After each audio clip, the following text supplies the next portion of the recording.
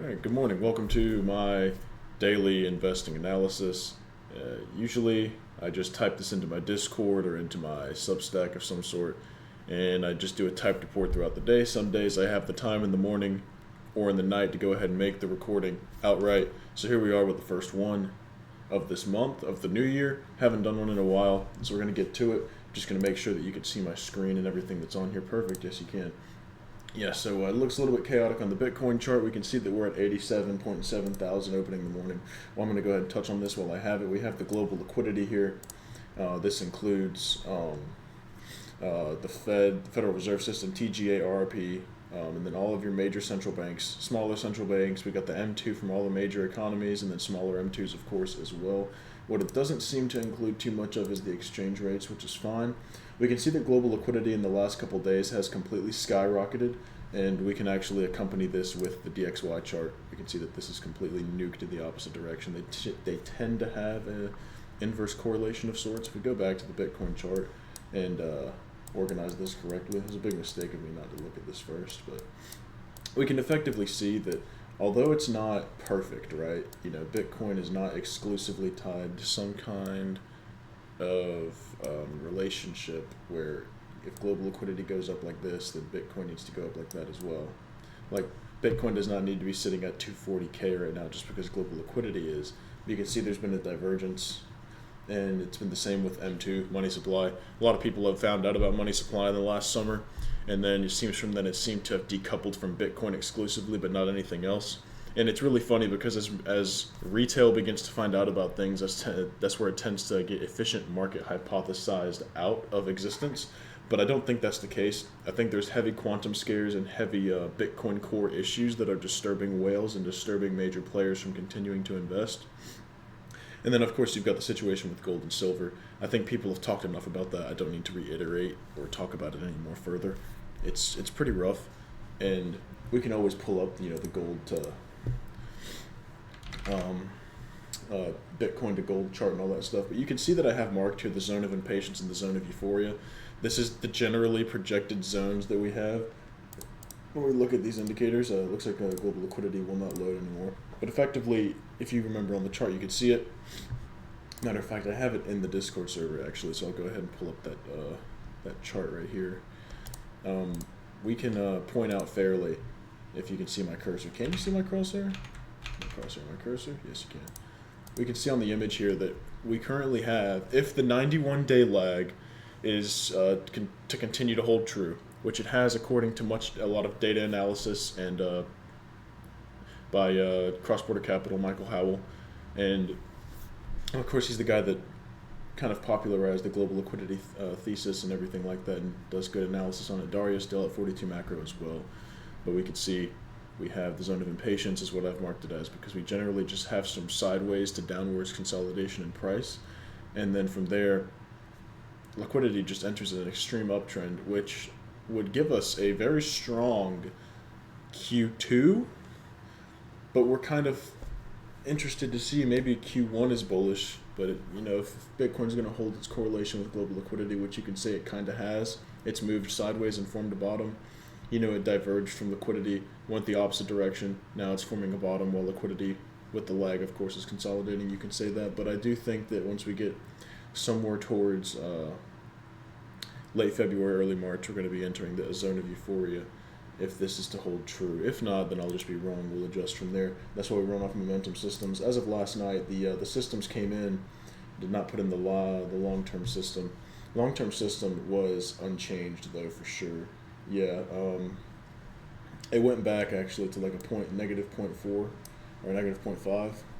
The medium term is negative 0.23, so there's no asset holdings allowed for those anyone following the signals that find it, try to take on as much risk as possible. The thing about the dominant asset rotation system is that you need to have your medium term system in a long state, which means that there's a medium term uptrend confirmed. Of course, if you have a long-term uptrend confirmed with it as well, then leverage starts to become permissible with large enough assets under the right constraints. But with the medium-term system on the negative, there's no permissible leverage to be used at all. I'm going to go ahead and pull up the VAMS models here, take on the volatility range. It seems to be adjusting nicely with it. I'm going to go ahead and hide this for now so we can really see what we're looking at here. Yeah. Touch down on these multiple times. We're in the lower end. You can expect a reasonable volatility to the upside, but that does not mean a continuation of a trend. Let's check out Ethereum. Similar situation here with Ethereum. And I do find it interesting with Solana how cheap it is right now. We're getting close to these tariff fear bottoms. If I pull up the velocity RSI that I developed, yeah, so we can see that the RSI value itself is printing at, where it is at local to long-term, medium-term bottoms, definitely. On the weekly, I wonder if the weekly's come down. Yeah, the weekly is about at that level that it was at with the tariff drama. You can see the marks here. These are from the system when it went long in Solana. We can see we haven't been touching these levels since, of course, the bottom of 2022, 2023. And then, of course, if we zoom in on the indicator on the bottom here, I have not released this one yet because I just want to keep working on it, and I can release it if anyone requests, but I do think that it needs some more work done to it. You can see on the velocity standpoint, it doesn't necessarily mark bottoms, but it marks extremely volatile moments. It can mark the beginning of a bottom. It can mark a bottom. It's just very weird how it works on the weekly. On the daily, I think there is some alpha to be extracted. Whenever you do see these severe drawdowns, you see like something like right here. Right here, it can mark the beginning of an uptrend.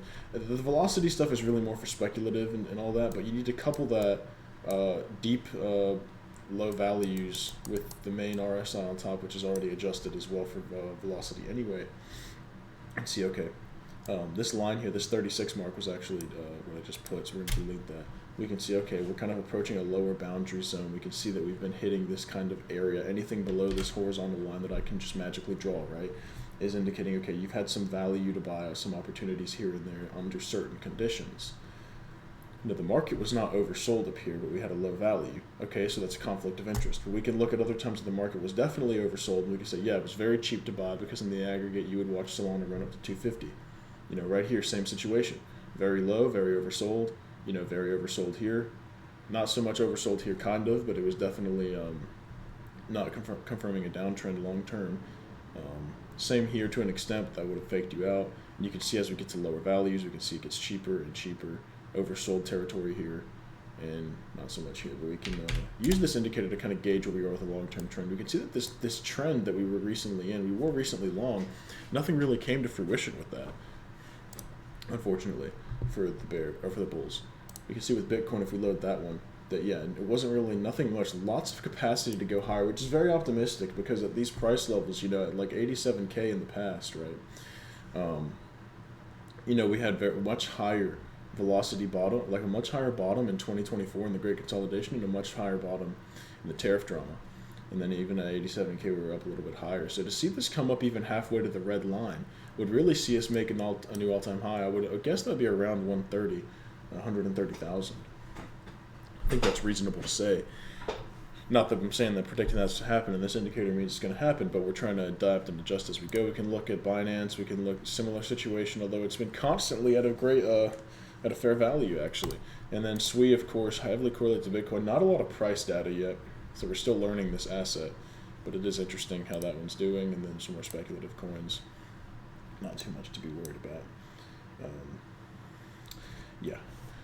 And I think that's going to be it for the trading view, unless I remember anything and come back to some things as I go. We can go ahead and look at the GigaChad dashboard on CryptoQuant and take a look at some of these metrics. Let's see. Here's the risk composite. Look at that. We got some extreme prints coming out here. It's really high. Could be marking a bottom, could also be marking a top. I would be more inclined to believe this is marking a bottom right here. You just have to look at the chart here so you can see like the price action coupled with these peaks here.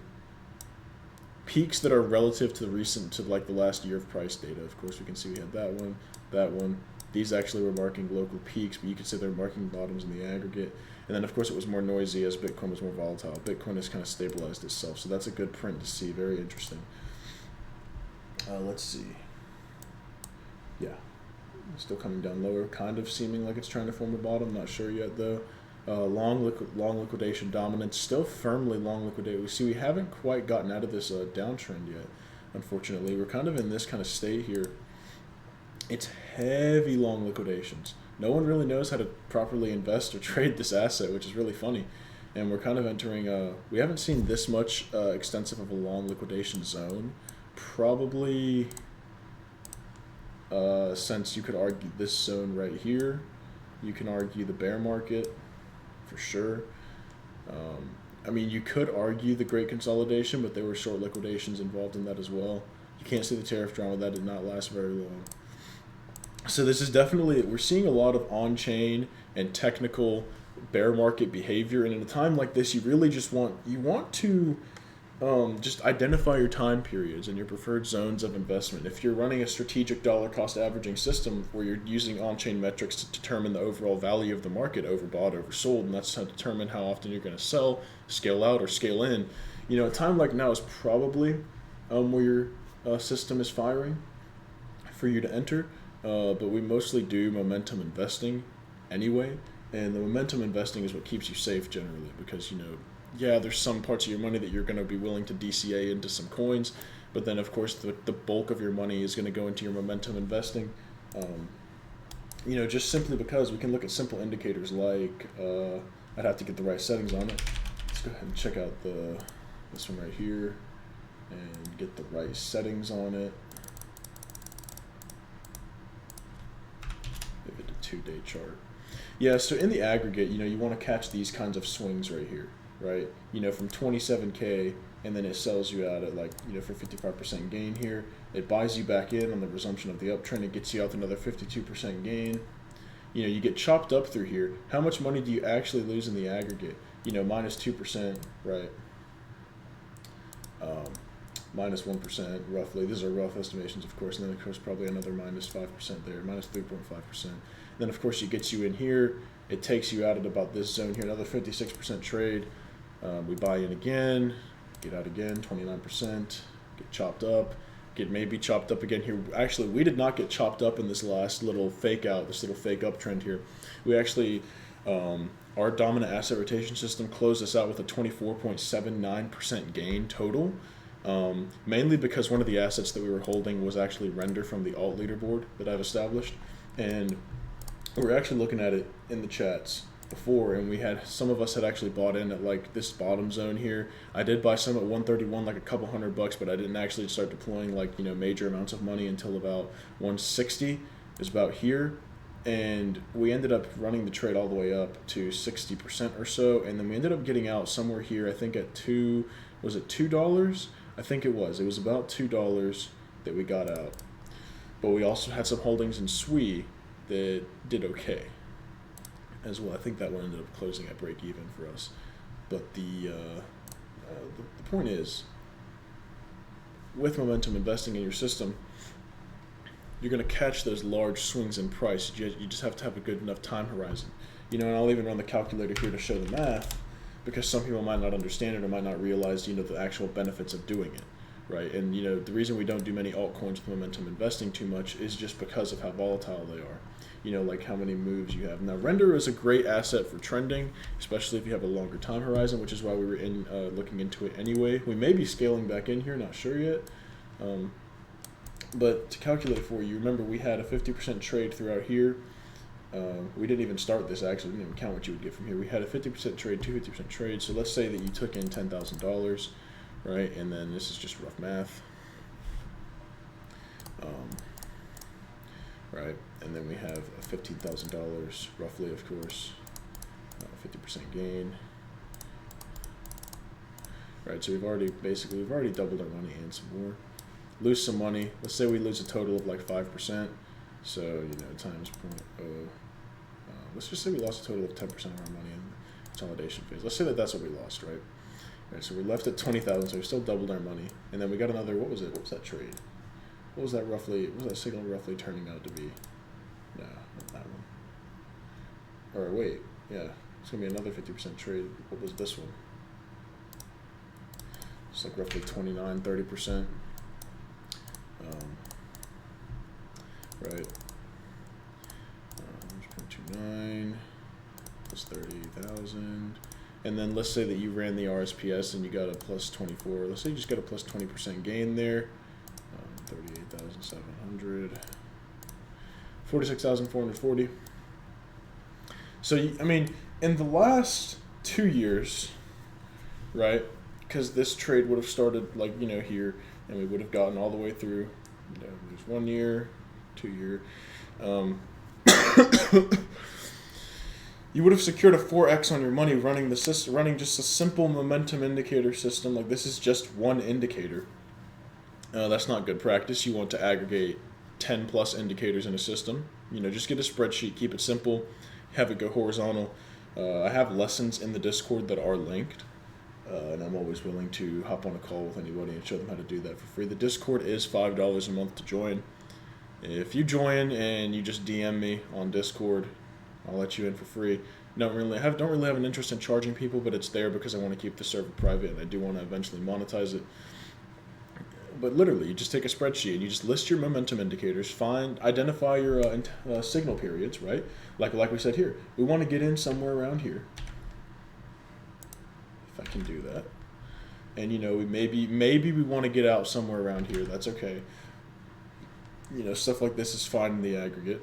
Let's say we want to get back in, we want to get out somewhere through here. We want to avoid false signals here. Maybe we're okay with the false signals.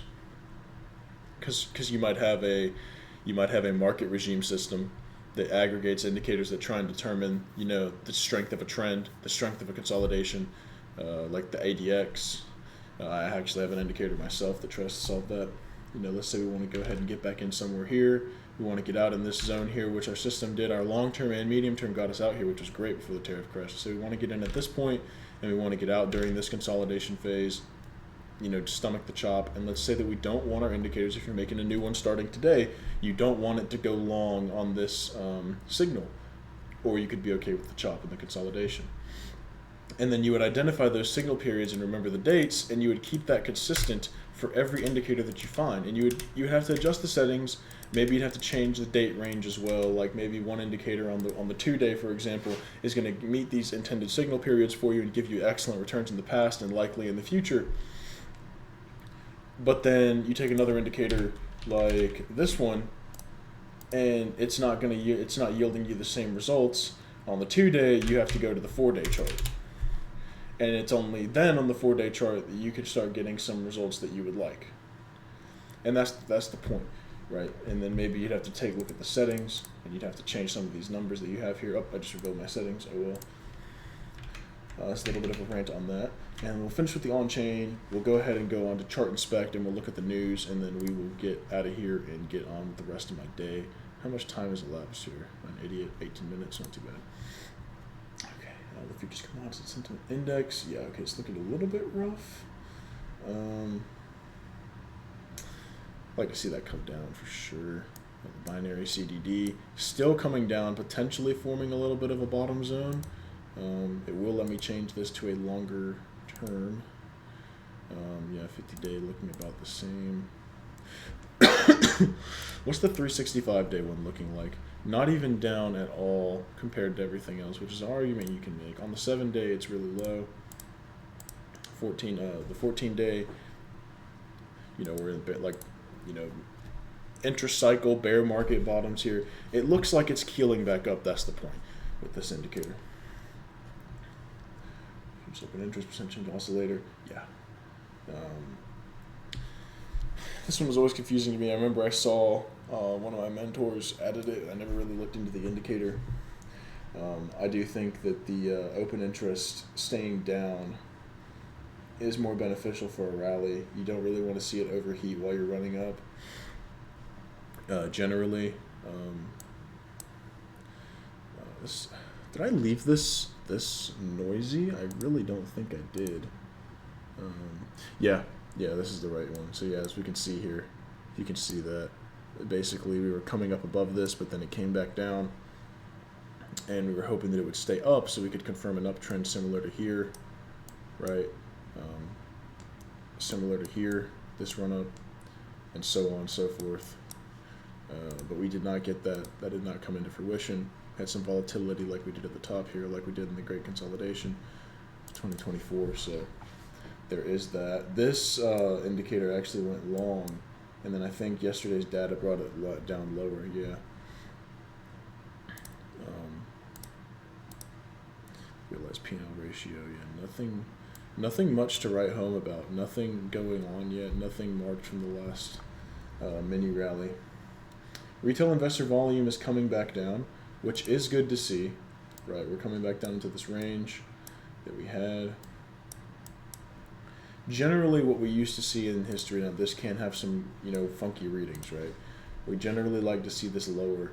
When we see it really low, it's usually whenever we have bottoms. It can also happen at peaks as well. It's an interesting indicator to look at, more short-term speculative. One that's more consistent and easy to read and look at is the Garmin class volatility indicator. I zoomed in a little bit too far on that. We can see that we have extreme low volatility prints coming in right now. Right here, right here. We had it going on here and here. We saw what happened with price. And we kind of saw what happened with price after this. Kind of waiting to see what this will bear into. Will it bear into, black swan? Will it bear into uptrend? Watching closely to see. And mainly using these to adjust expectations. Seems like a healthy bottom is forming with the price drawdown analysis. The future sentiment index kind of in a low state. Not really worried about that one right now. This was a good indicator, the MVRV percentile. And we noticed someone brought to my attention that this was in the bottom zone, the macro bear market bottom zone. And it was marking, it has high signals and low signals like this. And we could see that historically the last time we had these was at 100 something K, the Trump run up. And we basically, you could have argued that we had them here as well in this last run up. But we have not had low signals based on the MVRV percentile, assuming that we are still in a cycle. Right? We had this zone, and we have this zone here. Now, who is to say, right, that this is to just run up immediately, or who's to say that this continues forward for another month or so in accordance with the GLI theory that I have, the mythical theory that I've got. Let's see. There were some more esoteric metrics that I had found. Yeah, I have this one on there twice. We can see that the actual spot retail activity has not surged. We have not had a surge since 2024, since FTX crash or early 2023 run up. We haven't had it since the last, but you can see where we had these at. And I see Benjamin Cowan say things too, like we've topped on apathy. And what I think of topping on apathy is not necessarily sentiment being like super low.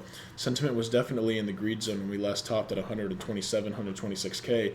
When I think of apathy, I just think of the overall retail frequency, like the surge, like this indicator, but also just the retail volume relative to the total volume of traders in spot and just on leverage and everything in all platforms, all capacities.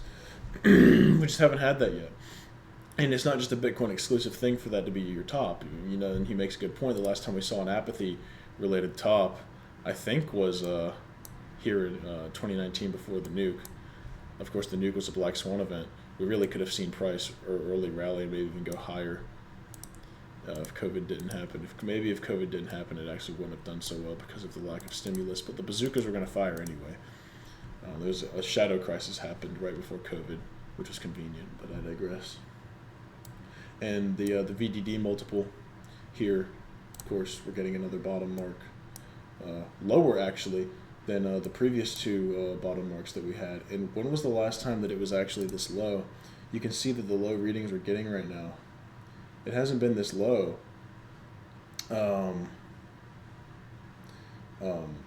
since 2023, since this zone over here. You could even argue over here a little bit, but definitely the bear market bottom.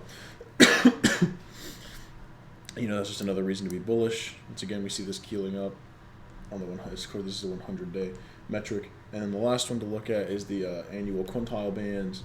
And this one is a little bit more annoying to look at. I'm going to pop this one out into a larger, so I can look at this better. So I think we just have to look at the whole chart. I think that's what it wants us to do. you can see that we have our readings, right?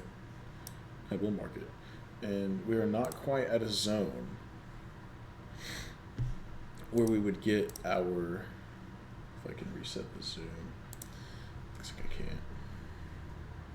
Right, like we haven't been below our lower 25th quintile and our lower 10% quintile since the bear market.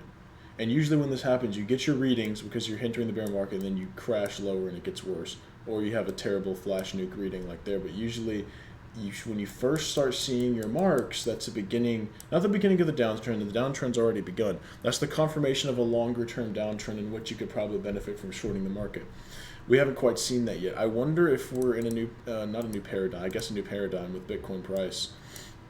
We haven't had a bear reading in so long, and it's been an institutional grind higher of price. That's what we've been seeing. You know, that maybe, what if we do touch below or close below this lower 10% quintile mark? Would this be, could we see this turn into a confirmation of a further downtrend, or could it be an extreme buy zone mark? Either way, if you were doing SDCA, you couple everything together, you're in a situation where you should be buying all throughout this zone anyway. You probably would have sold anywhere up here. You would have done great. You should be buying through this zone anyway. And go ahead and close out the GigaChat dashboard. Quickly go through some of these. Most of these will get posted in the server throughout the day. I think we need to move this to the 90-day mark. Correct, we do. We can see that generally as this runs up, you have your downtrends and your consolidations, but as it starts to come down, you tend to have your uptrends start to prevail. We saw it come down, we thought we were having an uptrend prevail, it's come back up, and now it's grinding a little bit. We would obviously see this start to come down for our uptrend to continue. We'd see it go sideways or even up higher, which the longer term, I think the 365-day chart here is actually showing that potentially in the aggregate, we've had the largest, like once again, it's also confirming that this is the most bearish we have been in terms of chart price action, on-chain, technicals, anything, you know, since the last bear market. We can see that it's potentially coming higher. Potentially we could enter an uptrend in this indicator. There's further to go. I mean, this indicator can and will go higher as price consolidates. We can see our price was consolidating, and it took a while, but then eventually this indicator started to generally aggregate and go up. We can consolidate here for another month, and we can see this indicator get higher. What does this do? This gives us more capacity on the on-chain perspective, not just in this indicator but multiple, to expect a longer, more fruitful uptrend while prices remained around the 80K zone, I think. And we'll go ahead and look at these last two, the short-term hold to realized profit and loss ratio. On the 14-day, still has capacity to go down. The 7-day is interesting because we thought that was potentially marking our early uptrend. It was not. It was just running our zone here. And let's see. Yeah, got distracted on my phone for a second. And then but we can even look at like indicators like the 90-day on this, and we can see that we're like in a lower zone than we were. Consolidation, lower zone than the tariff drama. Even a lower zone than we were in 2023 before the major 2024 uptrend. How much lower can we go? Now I'll check the fear and greed index for the last one here. We can see that today, the latest print, that was yesterday, or that is today actually, yeah. 20, extreme fear. And we'll go ahead and close out chart and spec. We'll go ahead and go to CoinMarketCap and just check their fear and greed index, because why not? And yeah, 29, we're in fear, not looking too good. On Twitter, there were a couple posts that I saw on my main feed. They're talking about a copper shortage. We already knew this was going to happen. I think I've made posts about this deep in the Discord server. I think if I open up my stocks tab here, I do have holdings in one of these companies, unless they, which one was it? I'm trying to find which one it was. Was it WMT? It was not. I don't think it was WMT. Here it was, FCX. Yeah. So we were doing a lot of buying in the 30 to 40 range. We can see that it's like a 50 to 100% gain in here. The narrative in the new year is that kind of there's a pricing in now of copper shortages. It wouldn't be a terrible idea to buy into this asset I don't think the Velocity RSI will show proper values for this, will it? It will. It will adapt to this asset. That's actually crazy. I digress. In the short term, it's in an extended state. In the long term, it's also in an extended state. But that doesn't matter if the fundamental demand and shortages are there, because we can look at assets like gold and we can literally see what has happened. We can see that with gold, the Velocity RSI on the daily stayed here for so long, and then in just a little bit of a downturn came down and is still staying up there. On the weekly, of course, we can see the same thing. This can continue higher. FCX was an excellent buy. We were betting when Trump won. YouTubers like Mark Moss and his channels like Market Disruptors were talking about, like nuclear, copper, and certain things in AI-related industries and defense industries are going to be the things to buy. We're probably going to start seeing that into fruition. They'll start to appear more as like defensive industries as time goes on. We'll see how it turns out. We'll see how it goes, of course. We can't predict the future, right? But what we can do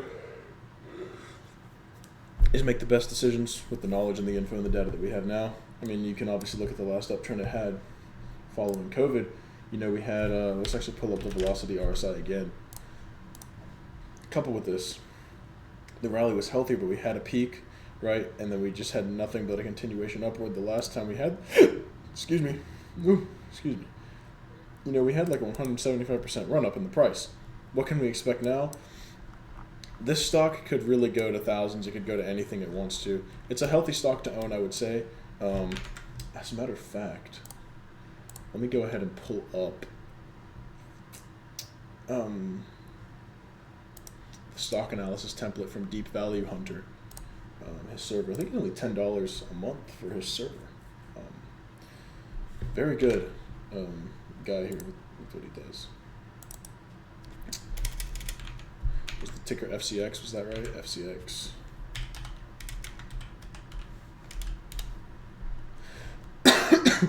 See if it picks it up.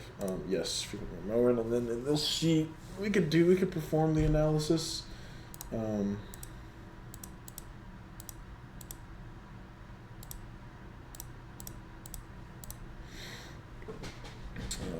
Maybe I'm missing something here. I've been missing a. Nope, we're good. Yeah. There it is. It's taking a long time to load, probably because my CPU is getting drowned up, but yeah, okay, there it is, finally. Okay, so you can see that they are a very